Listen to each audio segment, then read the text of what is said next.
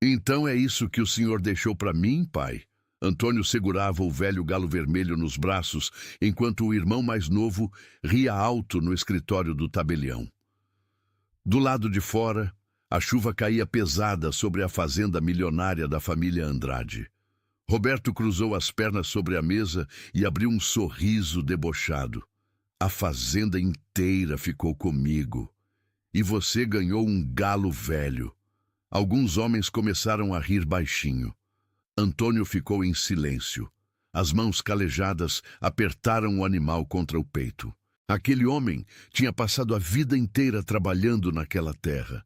Construiu cercas, cavou poços, salvou plantações, dormiu no curral durante tempestades. Enquanto o irmão gastava dinheiro na cidade, ele carregava a fazenda nas costas.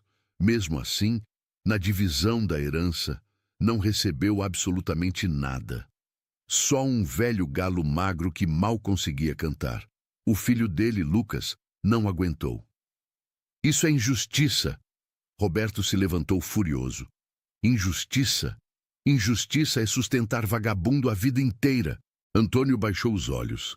Mas naquele instante, o velho peão Teodoro, que observava tudo calado perto da porta, empalideceu ao olhar para o galo, porque reconheceu imediatamente aquele animal. E naquele momento, ele percebeu que o pai dos dois tinha acabado de entregar o maior segredo da família nas mãos do filho certo. Tem terra que carrega segredo mais fundo do que raiz. Terra que guarda coisa que nenhum homem teve coragem de falar em voz alta durante décadas, mas que fica lá embaixo, quieta, acumulando peso com o tempo, esperando o momento certo, esperando a pessoa certa, esperando que alguém preste atenção no que a Terra está tentando mostrar faz muito tempo. Essa é a história de Américo Saraiva. 63 anos, ombros largos, mas curvados de tanto peso que carregou sem reclamar. Mãos que contavam a história de 42 anos de trabalho sem precisar de nenhuma palavra, além do que a própria pele marcada já dizia. Rosto queimado de sol, do tipo que não vira porque não consegue mais, virou para sempre. O tipo de homem que acorda antes do sol, não porque precisa de alarme, não porque tem horário marcado, mas porque o corpo aprendeu ao longo de décadas que o dia não espera por ninguém. E é muito melhor estar de pé quando ele começa do que correr atrás dele depois. Tinha nascido no Alentejo e nunca tivera motivo real para querer estar em outro lugar. A Quinta dos Carvalhos ficava a uns 40 quilômetros de Évora, numa região onde o horizonte é largo demais para caber numa fotografia, e o silêncio tem aquele peso específico que só quem nasceu ali conhece. Um silêncio que não é ausência de som, é uma presença. A presença do vento vindo devagar pela planície, do som das oliveiras centenárias quando a brisa passa por elas, do canto dos pássaros de manhã cedo quando a luz ainda está chegando, e o mundo parece mais honesto do que vai ficar quando o dia esquentar. Milhares de hectares de terra vermelha boa, oliveiras com mais de 200 anos, plantadas por antepassados que nunca imaginaram que um dia ia ter problema nenhum naquela terra, porque achavam que a honestidade era coisa que passava de pai para filho igual passava a terra. Um montado de cortiça que valia uma fortuna só pela qualidade da casca que produzia a cada 9 anos, com aquela regularidade imperturbável que só a árvore centenária tem. Cultivo de trigo no período certo. Criação de porco alentejano no montado. Uma propriedade sólida, antiga, com raízes tão fundas quanto as das oliveiras. Américo não tinha herdado a quinta. Tinha nascido dentro dela. Filho mais velho de Guilherme Saraiva, viera ao mundo numa manhã fria de fevereiro no quarto de canto da Casa Grande. O mesmo quarto onde o pai tinha nascido, onde o avô tinha nascido, onde a história da família se repetia e se desdobrava com aquela continuidade que as famílias de terra têm quando ninguém mexe nela. Desde que se entendia por gente, a quinta era o mundo inteiro, e o mundo inteiro cabia dentro da quinta. Não havia outra vida imaginável. Não havia vontade de outra vida. O irmão mais novo, Diogo, tinha chegado 8 anos depois e logo deixou claro que tinha outro projeto de existência. Diogo era esperto de um jeito diferente. Não o esperto de quem conhece a terra, de quem sabe que estação plantar o quê, de quem identifica pelo cheiro do vento quando vai mudar o tempo. O esperto de quem sabe falar com as pessoas certas, de quem chega numa sala e em 20 minutos já mapeou quem tem poder e quem não tem, de quem usa as palavras como ferramenta de precisão, colocando cada uma exatamente onde vai fazer o efeito que quer. Estudou direito em Lisboa, formou-se com distinção, abriu um escritório pequeno que foi crescendo por causa das conexões certas nos lugares certos e voltou para o Alentejo, apenas nas festas e nos fins de semana longos, chegando sempre de carro novo e com aquele cheiro de colônia cara que parecia um aviso silencioso de que ele pertencia a um mundo diferente do que aquele onde havia nascido. Guilherme Saraiva adorava os dois. Mas Diogo era o orgulho público do velho. Era a demonstração concreta de que a família tinha chegado num patamar diferente, que o Saraiva agora tinham alguém nos escritórios de Lisboa, além de terem nome gravado na pedra da entrada de Quinta, no Alentejo. Américo nunca deixou a inveja aparecer. Pelo menos nunca deixou aparecer de um jeito que pudesse ser visto. Ficou na Quinta, cuidou da terra. Trabalhou 42 anos ao lado do pai, com aquela entrega silenciosa de quem não precisa de plateia para fazer o que precisa ser feito, porque o trabalho em si já é razão suficiente para continuar fazendo. Casou com Matilde quando tinha 26 anos. Filha de um rendeiro da região vizinha, mulher de pés no chão e coração generoso, que sabia reconhecer trabalho honesto quando via e que nunca na vida pediu mais do que o que era justo. Tiveram um filho quando Américo tinha 31 anos. Chamaram de Tomás. Tomás cresceu sendo exatamente o tipo de criança que cresce quando é criada perto da terra por pessoas honestas. Quieto do jeito certo, observador do jeito que os animais são observadores, com aquela atenção específica de quem aprendeu que o mundo fala muito mais do que parece, só precisa de alguém disposto a ouvir.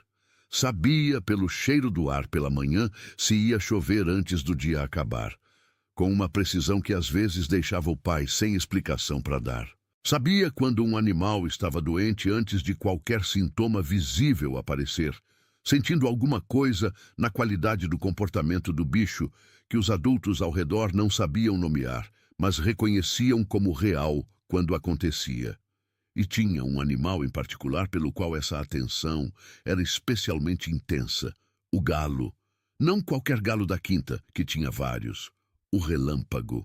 Um galo vermelho escuro, quase cor de vinho, de crista grande e ereta, e olho amarelo, que encarava tudo com uma seriedade que parecia cômica, mas que de algum jeito nunca deixava de parecer também legítima. Guilherme tinha criado aquele bicho desde pintainho, com aquela paciência de homem velho, que já passou da fase de se importar com o que as pessoas acham que é ou não é razoável dar atenção. O galo andava pela Quinta como se fosse dono. Cantava antes de qualquer relógio, às vezes com uma antecedência tão grande que os trabalhadores que moravam na Quinta já haviam brincado que o relâmpago devia ter fuso horário diferente do resto do mundo. Mas o mais estranho era a relação do animal com Guilherme. O galo seguia o velho. Não do jeito que galo comum segue quando espera comida. Seguia de verdade, com aquela dedicação de quem foi para onde vai por escolha própria. Onde Guilherme estava, o relâmpago estava. Na varanda da manhã, no terreiro do almoço, no pomar da tarde. E nos últimos 2 anos, nas caminhadas longas e solitárias que o velho começou a fazer pelo montado, indo para lugares da propriedade que nunca tinham sido parte da rotina dele, o galo ia junto. Américo tinha visto aquelas caminhadas. Tinha notado que o pai escolhia sempre momentos em que achava que ninguém estava olhando e tinha decidido não perguntar, porque nunca fora do tipo que pergunta as coisas do velho quando o velho claramente não queria falar. Guilherme morreu numa segunda-feira de novembro. Estava no quarto de canto da casa grande, com a janela aberta, porque sempre dormia com a janela aberta, independente do tempo. E foi indo com aquela quietude de pessoa que aprendeu a receber cada coisa da vida, boa ou ruim, sem fazer barulho desnecessário. Américo estava do lado quando o pai fechou os olhos pela última vez. Ficou sentado na cadeira de palha, ao lado da cama por um tempo depois, sem mover, ouvindo o silêncio da quinta que de algum jeito parecia diferente agora. Mais quieto, mais vazio. Como se alguma coisa que estava sempre presente tivesse ido embora junto. Diogo chegou de Lisboa 3 horas depois, de carro, com mala de viagem e o advogado particular que tinha insistido em trazer. A leitura do testamento foi marcada para o dia seguinte, num escritório de tabelião em Évora. Uma sala pequena e séria, com mesa de madeira escura e cheiro de papel velho, e a chuva de novembro batendo na janela com aquela insistência lenta que a chuva do Alentejo tem, como se soubesse que ninguém vai a lugar nenhum enquanto ela estiver caindo. Américo estava de um lado com Matilde e o Tomás. Diogo estava do outro com o advogado de Lisboa, já acomodado como quem chegou antes, para garantir o melhor lugar. O tabelião começou a ler com aquela voz plana e precisa de homem que já leu testamentos suficientes na vida para saber que o que vai dizer vai machucar alguém na sala, que isso é inevitável e que a única coisa que pode fazer é ler direito e deixar o documento falar por si mesmo sem adicionar nada ao peso que já tem. A Quinta dos Carvalhos, os hectares de montado, as oliveiras, o gado, as máquinas, os imóveis em Évora, os investimentos, os direitos de exploração da cortiça pelos próximos 20 anos, tudo para Diogo Saraiva. A sala ficou com aquele silêncio específico que não é paz. É o silêncio do choque, de quando o mundo que você achava que ia ser de um jeito, anuncia que vai ser de outro completamente diferente e o sistema nervoso precisa de alguns segundos para processar. Américo ficou olhando para o tabelião sem dizer nada. O tabelião continuou. Para o filho mais velho, Américo Saraiva, o testamento de Guilherme Saraiva destinava um único bem da propriedade: o galo relâmpago. Diogo olhou para o irmão. Depois, olhou para o documento. Depois, olhou para o irmão de novo. E foi abrindo um sorriso devagar, daquele tipo que começa pequeno e vai crescendo conforme a pessoa vai percebendo que entendeu certo o que pensou que tinha entendido errado. Cruzou as pernas, se recostou na cadeira e disse, com uma leveza que era a coisa mais calculada da sala naquele momento: "A quinta inteira ficou comigo, e você ganhou um galo velho." O advogado de Lisboa desviou o olhar rapidamente para a janela. O tabelião olhou para o documento como se fosse encontrar alguma coisa diferente na segunda leitura. Matilde apertou a mão do marido debaixo da mesa com uma firmeza que dizia várias coisas ao mesmo tempo sem precisar de nenhuma palavra. E Tomás, 12 anos, que tinha ficado quieto durante toda a leitura com aquela postura de criança que está tentando se comportar como adulto porque entende que o momento pede isso, não aguentou. "Isso é injustiça." A voz saiu mais alta e mais firme do que o menino tinha planejado, com aquela força involuntária de quem não está reclamando por si mesmo, está reclamando por alguém que ama e que está sendo tratado de forma errada na frente dos seus olhos. Diogo se levantou. O sorriso tinha sumido. No lugar veio aquela irritação específica de homem, que não está acostumado a ser contrariado, e menos ainda a ser contrariado por um menino de 12 anos. Injustiça? Injustiça é ficar a vida inteira dependendo de terra que não é sua e ainda achar que tem direito a herdar alguma coisa disso. Américo colocou a mão no ombro do filho. Com cuidado, com firmeza, com aquele toque específico que pais com filhos quietos e observadores desenvolvem, que não é controle, é contenção afetiva, é o jeito físico de dizer: eu sei, eu ouvi, tá bem, agora chega. Tá bom, Tomás. Pegou o galo que ficara numa caixa de madeira perto da sua cadeira durante toda a leitura. Segurou contra o peito com as duas mãos, como se segurasse alguma coisa viva e frágil que precisava de proteção naquele momento. E ficou em silêncio. Do lado de fora, a chuva continuava batendo na janela do mesmo jeito indiferente de sempre.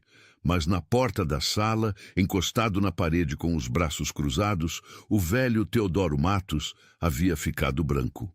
Teodoro tinha 78 anos, cabelos completamente brancos, pele curtida de décadas de sol alentejano, olhos que ainda enxergavam com uma clareza que fazia as pessoas às vezes esquecerem a idade que aquele corpo carregava. Tinha chegado à Quinta dos Carvalhos com 32 anos para fazer um trabalho temporário de 3 semanas.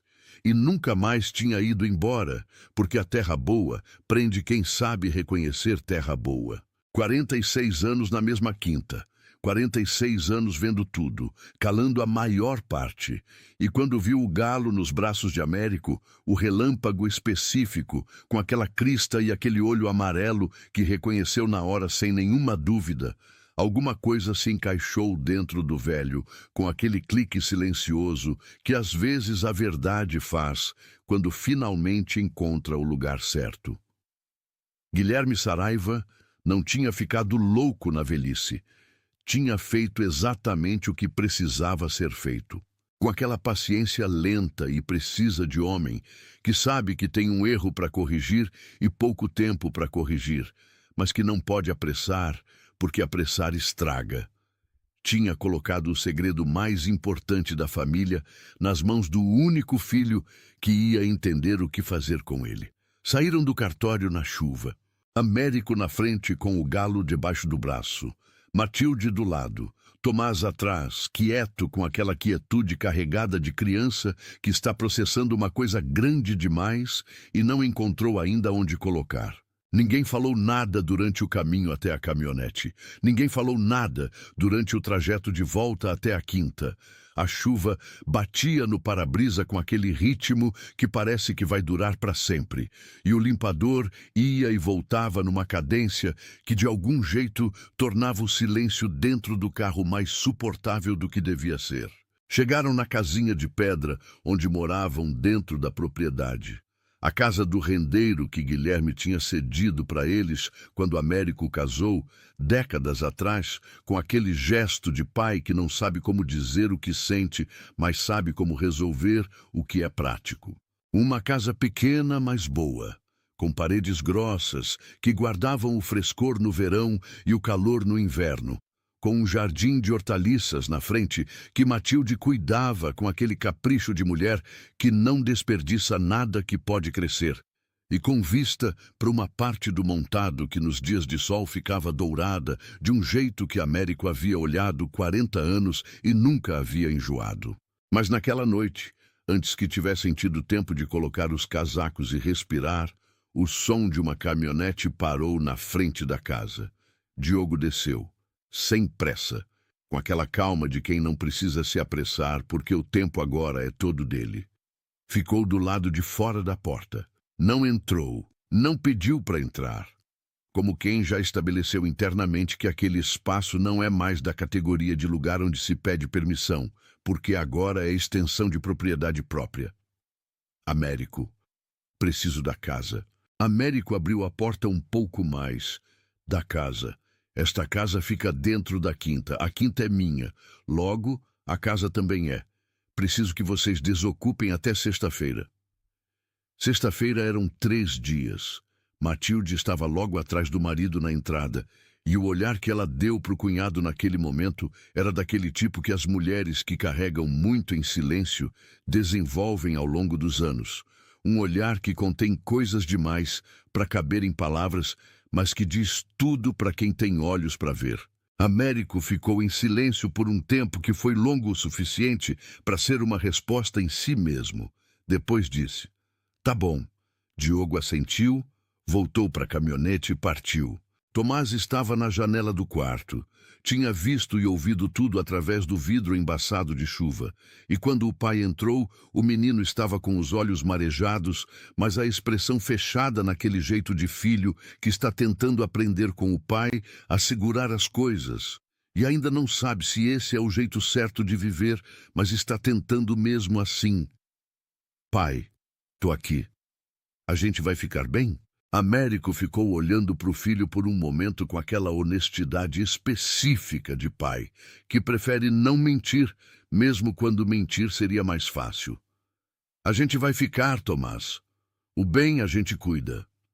Foram morar numa casa alugada em Évora. Um andar num prédio antigo perto da muralha, com janelas estreitas e teto baixo e uma escada de pedra que rangia no degrau do meio toda vez que subia ou descia. Pequena, mas honesta, do tipo de casa que não disfarça o que é. Américo conseguiu trabalho numa quinta vizinha como capataz. Não era o mesmo que trabalhar na própria terra. Nunca é, mas era trabalho honesto, feito por homem que sabia o que estava fazendo. E o patrão novo reconheceu isso na primeira semana. Matilde retomou as costuras que tinha deixado de fazer quando a vida na quinta não precisava de renda extra. Tomás continuou na escola em Évora, andando de autocarro todas as manhãs com aquela seriedade de menino que entende que as coisas mudaram e que a resposta certa para a mudança é continuar. O relâmpago foi com eles. Tomás tratou de montar um galinheiro improvisado no quintal estreito que a casa alugada tinha nos fundos.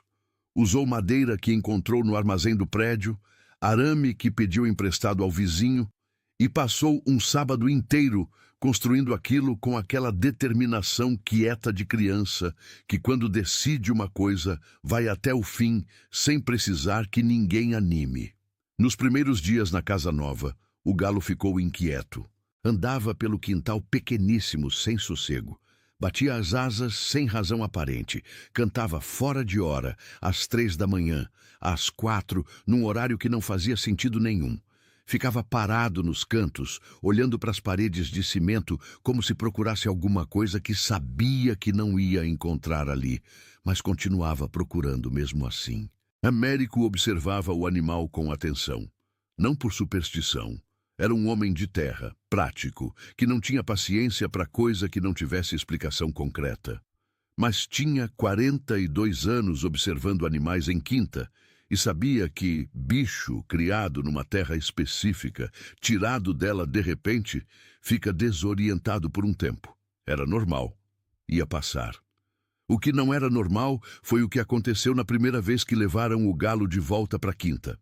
Tinham ido buscar algumas ferramentas de trabalho que Américo havia deixado no galpão principal e que Diogo havia dito que podiam buscar. Provavelmente porque eram coisas que não valiam o trabalho de disputar. Levaram o relâmpago junto porque Tomás insistiu com aquela lógica simples de criança. O galo precisa de espaço maior que aquele quintal pequeno pelo menos um dia por semana, senão vai adoecer. Quando abriram a porta da caminhonete e o galo desceu, o animal ficou parado no terreiro por alguns segundos, olhou ao redor e saiu andando, com uma direção, com aquela determinação de quem não está explorando, está indo, de quem sabe exatamente aonde quer chegar e não tem tempo nem interesse em fazer o caminho de jeito diferente. Tomás foi atrás na hora, Américo foi atrás do filho. O galo atravessou o terreiro principal, passou pelo lado do galpão antigo sem hesitar, contornou o pomar das laranjeiras com aquela precisão de quem conhece o caminho de cor. Subiu pela encosta suave do montado em direção a uma área que ficava no canto mais afastado da propriedade, perto de um grupo de sobreiros muito velhos que cresciam numa elevação leve do terreno com vista para toda a herdade. Chegou num ponto específico do chão entre 2 sobreiros. Parou. Ficou quieto por um segundo, com aquela imobilidade estranha que alguns animais têm quando encontraram o que estavam procurando. E começou a cavar, com as patas, com o bico, com aquela urgência crescente de animal que sabe o que está fazendo e precisa chegar lá agora, a terra vermelha voando para trás em pequenas nuvens úmidas. Tomás ficou parado, olhando com os olhos abertos. Pai, olha ele. Américo chegou perto, ficou de cócoras observando o galo cavar. Olhou para o chão, olhou para o filho, olhou de volta para o chão. Deve ser minhoca. Pai, ele não está procurando minhoca. Américo ficou mais um tempo em silêncio, olhando o galo cavar naquele ponto específico do montado, entre aqueles dois sobreiros específicos, com aquela urgência específica que não parecia de bicho procurando comida. Parecia de bicho cumprindo uma tarefa. Vamos buscar as ferramentas, disse por fim. Mas no caminho de volta para o galpão, Américo olhou 2 vezes para trás, na direção dos sobreiros. Naquela noite, depois que Tomás dormiu, Américo ficou sentado na mesa da cozinha da casa alugada por um tempo longo, olhando para nada, com um copo de água que não bebeu na frente. Matilde veio sentar do lado, sem fazer barulho. Os dois ficaram em silêncio por um tempo. "O que foi hoje lá?" ela perguntou por fim. Américo contou. O galo, o caminho direto, o ponto específico entre os sobreiros, a urgência de cavar. Matilde ouviu sem interromper. "E você nunca viu o seu pai indo para aquele canto específico?" "Vi. Nos últimos 2 anos, várias vezes. Sempre sozinho, sempre quando achava que ninguém estava olhando. Eu nunca perguntei porque não era o meu jeito perguntar as coisas do velho quando ele claramente queria guardar para si. E agora você está pensando que ele escondeu alguma coisa lá?" Não era pergunta. Américo ficou em silêncio. "Não sei o que estou pensando. Sei que o meu pai não era homem de fazer coisas sem motivo. E sei que aquele galo foi direto num lugar que eu nunca vi ninguém ir, que fica longe de qualquer coisa da rotina da quinta, e ficou cavando com uma determinação que não era de animal procurando comida." Matilde ficou olhando para o marido. "O que você vai fazer?" Américo ficou muito tempo sem responder. "Ainda não sei. Foram 3 dias depois que o Teodoro apareceu. Chegou numa tarde de quarta-feira. Desceu do carro antigo com aquela lentidão de homem que não tem mais como apressar nada. E parou de tentar faz tempo. Bateu na porta com batidas espaçadas e firmes.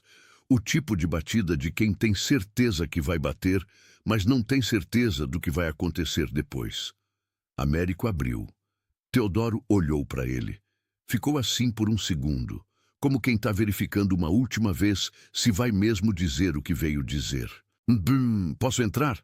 Tenho uma coisa para te contar que eu devia ter contado faz muito mais tempo do que vou conseguir explicar porque não contei." Sentaram na cozinha pequena. Matilde fez café forte. Tomás ficou num canto com um livro aberto na frente que ninguém acreditava que ele estava lendo, mas ninguém mandou embora porque havia algo no momento que pedia que o menino ficasse. Teodoro pegou a xícara com as 2 mãos. Ficou olhando para o café por um tempo, como quem está procurando por onde começar uma história que tem começo de muito longe. E começou. 46 anos atrás, quando Teodoro chegou para trabalhar na Quinta dos Carvalhos pela primeira vez, o dono da quinta não era Guilherme Saraiva, era Benedito Carvalho. O nome caiu no silêncio da cozinha como pedra em água parada. Tomás levantou os olhos do livro sem perceber que fez isso. Benedito Carvalho. Um homem da região, filho da terra como só filho da terra pode ser, que tinha recebido aquelas terras do pai e tinha construído em cima delas, ao longo de décadas, uma das propriedades mais produtivas e mais respeitadas do Alentejo. Não era rico no sentido ostensivo, do dinheiro que aparece e precisa ser visto. Era próspero da forma sólida e discreta, que vem de quem trabalha bem e administra com cuidado e honestidade. Guilherme Saraiva tinha entrado na vida de Benedito como sócio. Tinha chegado com um investimento em maquinaria nova que a quinta precisava e que Benedito não tinha capital suficiente para bancar sozinho naquele momento. Era uma sociedade menor, de participação nos lucros por um período de 10 anos, sem direito a nenhuma terra. Pareceu, na época, um acordo bom para todo mundo.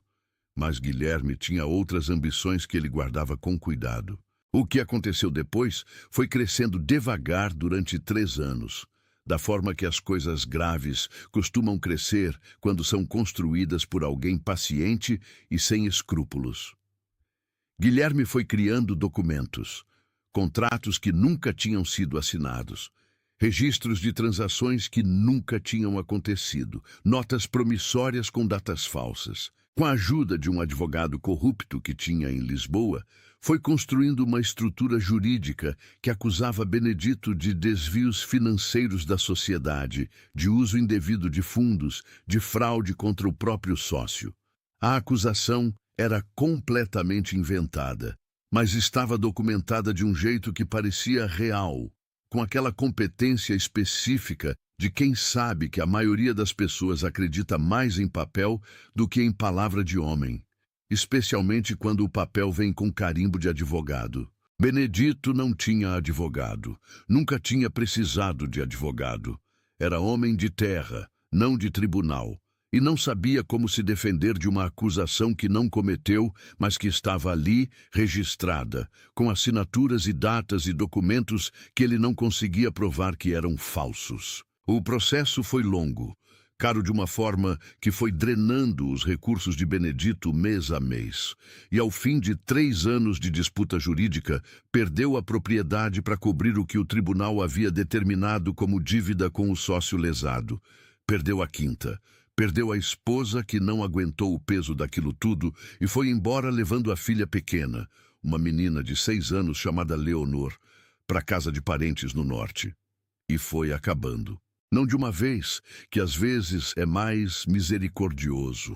Foi aos poucos, como uma árvore boa que vai secando por dentro antes de cair, que vai perdendo primeiro as folhas mais novas, depois os galhos, depois a casca, até que um dia a coisa que era sólida e viva não é mais nenhuma das duas. Morreu 16 anos depois, num quarto de pensão barata em Évora, sozinho, sem nunca ter conseguido provar a verdade. Sem nunca ter visto a filha de novo, sem nunca ter conseguido explicar para ninguém que não foi culpa dele, que foi roubado, que a terra que aparecia no nome de outro era dele de direito. Teodoro ficou em silêncio por um momento depois de dizer tudo isso. A cozinha estava completamente quieta. Lá fora, a tarde alentejana tinha aquele laranja pesado e lindo que às vezes parece que o sol está se despedindo de verdade antes de ir embora. Eu vi coisas, Teodoro disse por fim, coisas que não conseguia provar, mas que sabia que eram verdade. E fiquei quieto por 46 anos, porque tinha medo, porque dependia do emprego, porque me convenci de que não era comigo. A voz ficou mais rouca. Isso é um peso que um homem carrega diferente de qualquer outro peso que existe. Por que está contando agora? Américo perguntou. Teodoro ficou olhando para o café que tinha esfriado na xícara, porque viu o galo no cartório, aquele galo específico, e quando vi você com ele nos braços depois da leitura, eu entendi o que o seu pai fez. Fez uma pausa. Guilherme passou os últimos 2 anos indo àquele canto do montado. Eu vi. Fingi não ver, mas vi. E quando vi o galo em cima disso e vi você com ele, eu entendi que o seu pai não ficou louco. Ele estava consertando, do único jeito que ainda dava para consertar. O silêncio na cozinha durou tempo suficiente para que todos os 4 que estavam ali pudessem sentir o peso do que tinha sido dito. Tomás fechou o livro devagar, sem barulho. Foram ao montado na semana seguinte.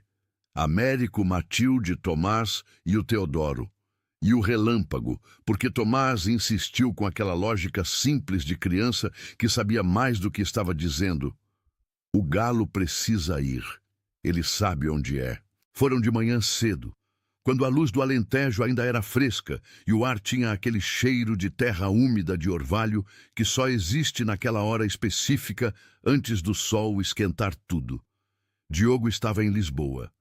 A quinta estava quieta.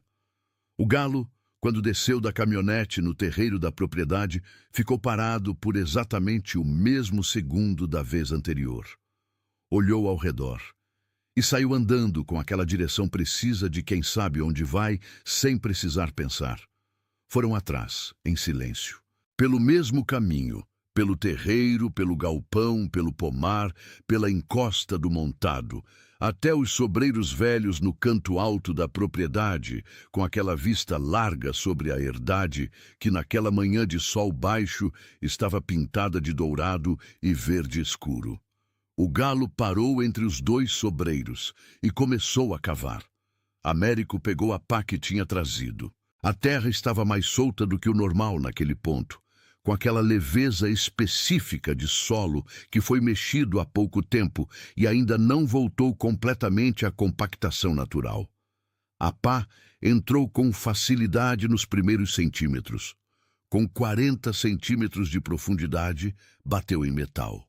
Américo e Tomás se agacharam juntos, escavaram com as mãos os últimos centímetros. Era uma lata de metal, do tipo de lata de biscoitos antigas que as pessoas do campo guardavam coisas importantes, porque eram herméticas e duráveis e não deixavam a umidade entrar.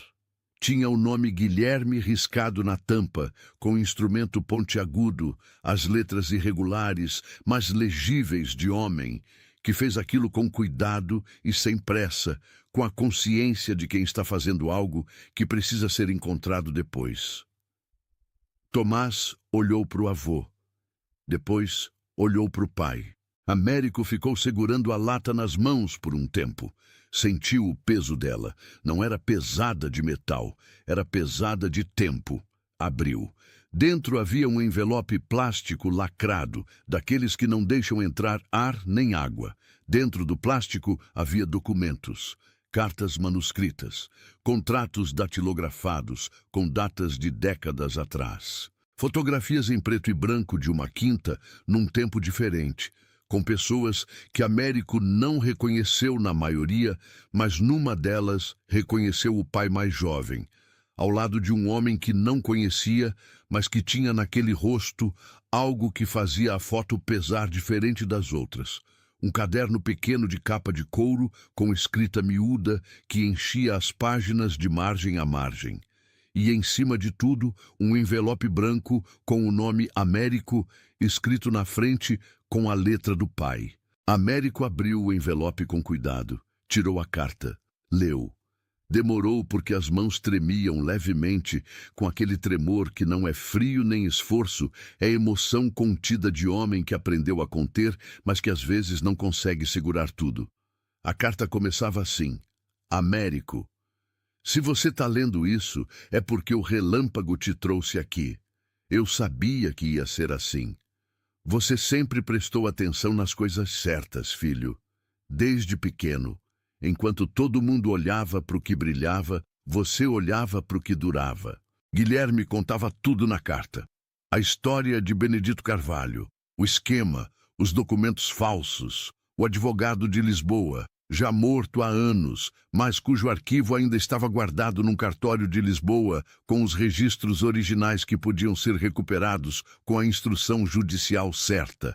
As provas que ele mesmo havia reunido nos últimos 2 anos, durante as caminhadas que achava que ninguém via, procurando documentos antigos que ainda existiam, guardando cópias, construindo um arquivo que pudesse sustentar a verdade, mesmo depois que ele não estivesse mais. E depois da história, uma explicação. Eu não deixei a quinta para você, porque a quinta não é minha para deixar. Nunca foi. Eu tomei ela de quem tinha direito com mentira e com papel, e vivi em cima disso a vida inteira fingindo que não. Cada ano que passou ficou mais pesado, mas não tive coragem de corrigir em vida porque tinha medo do que ia perder. Isso é a coisa mais envergonhante que já fiz, e são muitas. A filha do Benedito se chama Leonor. Tem uns 60 anos agora. Morou por muito tempo em Setúbal, onde foi com a mãe quando criança. As informações de como encontrá-la estão nessa lata. Ela nunca soube a verdade completa. Só sabe que perdeu o pai e a terra de um jeito que nunca fez sentido para ela. Você é o homem mais honesto que eu conheço, Américo. É por isso que você está recebendo isso e não o dinheiro e a terra. Porque dinheiro e terra eu posso deixar para quem for mais conveniente. A verdade, eu só posso deixar para quem vai fazer alguma coisa certa com ela. Não sei o que você vai decidir, mas sei que vai ser a coisa certa. Sempre foi. Guilherme Saraiva, seu pai. Américo dobrou a carta. Ficou de joelhos no chão vermelho do montado alentejano, com as mãos espalmadas na terra, em silêncio por um tempo que não tinha pressa de acabar. Tomás ficou do lado, com a mão no ombro do pai, quieto com aquela quietude de criança que entende que há momentos onde ficar do lado é tudo que existe para fazer. O relâmpago ficou parado a 1 metro do buraco aberto, absolutamente quieto, como se o trabalho dele estivesse feito, e agora era com os humanos. Teodoro ficou de pé um pouco mais atrás, com o chapéu na mão, olhando para o horizonte largo, com aquela expressão de homem que acaba de se livrar de um peso que carregou tempo demais. O que veio depois foi longo, como a verdade costuma ser quando levou décadas para aparecer e precisa de tempo para se estabelecer direito. O advogado de Américo, um homem quieto e competente de Évora, que cobrava o que era justo e não prometia o que não podia cumprir, levou os documentos a um especialista em direito de propriedade e fraude contratual. O especialista analisou por 2 semanas e confirmou que havia material suficiente para a abertura de processo. O Ministério Público foi notificado. Diogo foi chamado para prestar esclarecimentos. Chegou na audiência de carro caro e com o advogado de Lisboa, cheio daquela postura de homem que está certo de que vai sair dali como entrou. Mas os documentos eram sólidos. O arquivo do advogado corrupto em Lisboa, recuperado com mandado judicial, continha os registros originais que confirmavam a construção fraudulenta do caso contra Benedito Carvalho. E Teodoro, 78 anos, depois por 2 horas, com aquela voz rouca e firme de homem que finalmente está dizendo o que precisava ter sido dito faz muito tempo e não vai parar até terminar. Diogo tentou barrar em todas as instâncias que tinha acesso. Recursos, alegações de prescrição, tentativas de desacreditar a validade dos documentos, tentativas de desacreditar a memória do Teodoro por causa da idade. Nada funcionou. O processo durou 18 meses. E, ao final, a Quinta dos Carvalhos foi transferida judicialmente para Leonor Carvalho, que tinha 62 anos, morava num apartamento simples em Setúbal, onde tinha vivido desde que chegara como criança com a mãe e que trabalhava como professora de escola primária, numa escola pública a 10 minutos de casa. Quando Américo foi até Setúbal para explicar o que havia encontrado, levou Tomás junto. Leonor os recebeu na sala de um apartamento pequeno e organizado, com livros em toda a parede e flores na janela, com aquele jeito quieto de pessoa que aprendeu cedo que a vida pode ser muito injusta e que a única resposta sã para isso é continuar vivendo de um jeito que faça sentido mesmo assim. Américo colocou a lata de metal na mesa da sala e contou tudo. Leonor ouviu sem interromper.